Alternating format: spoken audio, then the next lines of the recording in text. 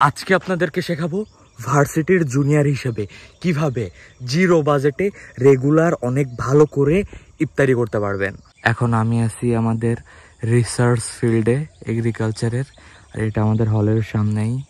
আর এখন আপনাদের যে ট্রিক্সগুলো শেখাবো, এই ট্রিক্সগুলো শেখার আগে আপনাদের কিছু বেসিক জিনিসপত্র জানা দরকার এবং সেগুলো আগে অ্যাপ্লাই করা দরকার।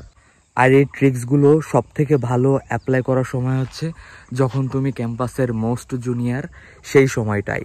আর এই ট্রিক্সগুলো অ্যাপ্লাই করার আগে তোমার ইমিডিয়েট সিনিয়র, বিশেষ করে ডিপার্টমেন্টের অথবা এলাকার, তাদের সাথে অনেক ভালো সম্পর্ক থাকা উচিত। আজকে প্রচণ্ড রোদ উঠছে, বাইরে হেঁটে হেঁটে ভিডিও করতে অবস্থা খারাপ হয়ে যাচ্ছে। তো আজকে এখন সারাদিনের মেইন টার্গেট হচ্ছে কোথায় ফ্রিতে ইফতার করা যায় সেই ব্যবস্থা করা। তার পাশাপাশি আমার আর 2 দিন পরেও পরীক্ষা, তো সেটার জন্য প্রিপারেশন নেওয়া লাগবে। এটা হচ্ছে আমার হলের পাশের হল, শহীদ রাষ্ট্রপতি জিয়াউর রহমান হল। এই হলের নাম আওয়ামী লীগ ক্ষমতায় থাকাকালে ডরমিটরি 2 ছিল, এর আগে জিয়া হল ছিল, তারপর ডরমিটরি 2 ছিল, তারপর এখন আবার জিয়া হল করা হয়েছে। বাংলাদেশে ক্ষমতার রদবদলের সাথে সাথে সবাই যে নাম নিয়ে টানাটানি করে না, এই ব্যাপারটা খুবই একটা টক্সিক কালচার তৈরি করছে। আমাদের প্রায় সব হলগুলোরই নাম পরিবর্তন করা হয়েছিল আওয়ামী লীগের আমলে, আর এখন আবার ওই হলগুলোর নাম পরিবর্তন করে আগের নামে নিয়ে যাওয়া হচ্ছে। আবার নতুন যে হলগুলো হয়েছিল সেগুলোর নাম পরিবর্তন করে বিজয় 24 রাখা হয়েছে, যেমন আমারটা নতুন হল। তো এখন চির কাছাকাছি চলে এসেছি গাইজ পড়া করতে। পড়া করলে তারপরে কথা হবে, এত ভিডিও বানাতে থাকলে তো পড়ালেখা হবে না, বুঝে লাগবে তো তোমাদের। আল্লাহ হাফিজ। আল্লাহ হাফিজ না, কয়েক ঘন্টা পরে দেখা হবে।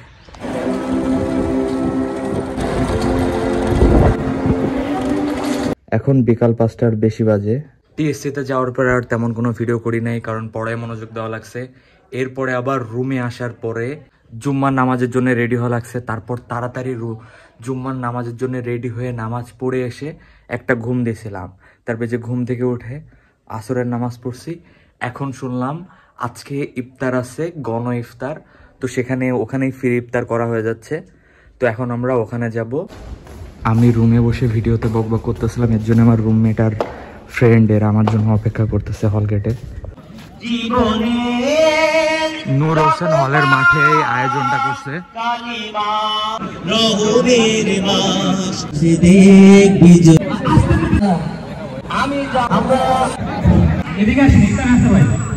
এরকম তো গণ ইফতার ক্যাম্পাসে থাকে, এটাকে আমি কাউন্ট করতেছি না।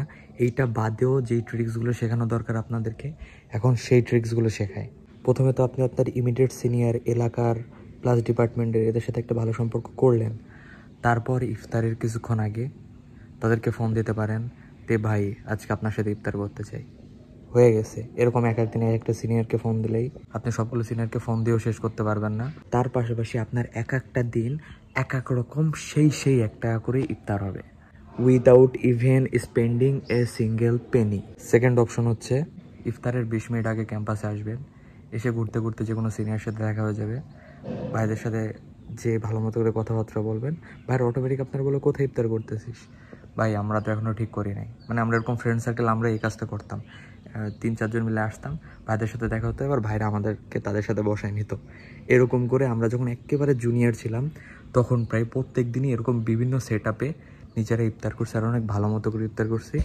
অনেকের কাছে যেগুলো বললাম সেগুলো কেমন জানি লাগতে পারে, কিন্তু বাস্তবেই ইমিডিয়েট সিনিয়র অলওয়েজ চাই জুনিয়ররা নিজে থেকে এসে তাদের সাথে মিশুক, আর ইমিডিয়েট সিনিয়র অনেক ক্ষেত্রে খুশিই হয়।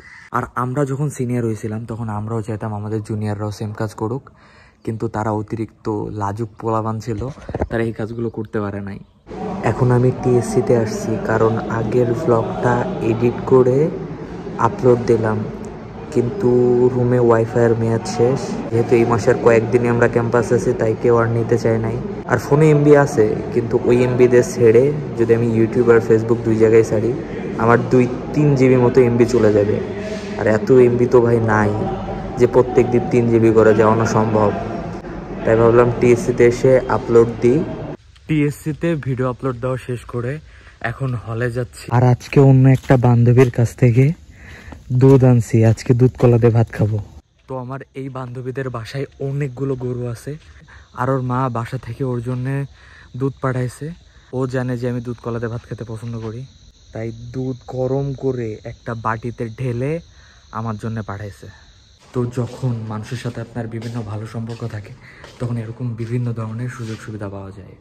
এখন আমি একটু জিয়া হলে আসছি ডিপার্টমেন্ট প্লাস এলাকার সিনিয়রের সাথে কথা বলতে, কারণ কয়েকদিন পরে আমাদের ইফতার পার্টি আছে এলাকার, এই বিষয়ে মূলত মিটিং করতে। দুধ কলা দিয়ে ভাত কাকে খায়। তো আজকের ভিডিও এই পর্যন্তই, দেখা হবে পরবর্তী ভিডিওতে। আপনাদের সবাইকে অসংখ্য ধন্যবাদ পুরোপুরি ভিডিওটা দেখার জন্য। আল্লাহ হাফেজ, বাই।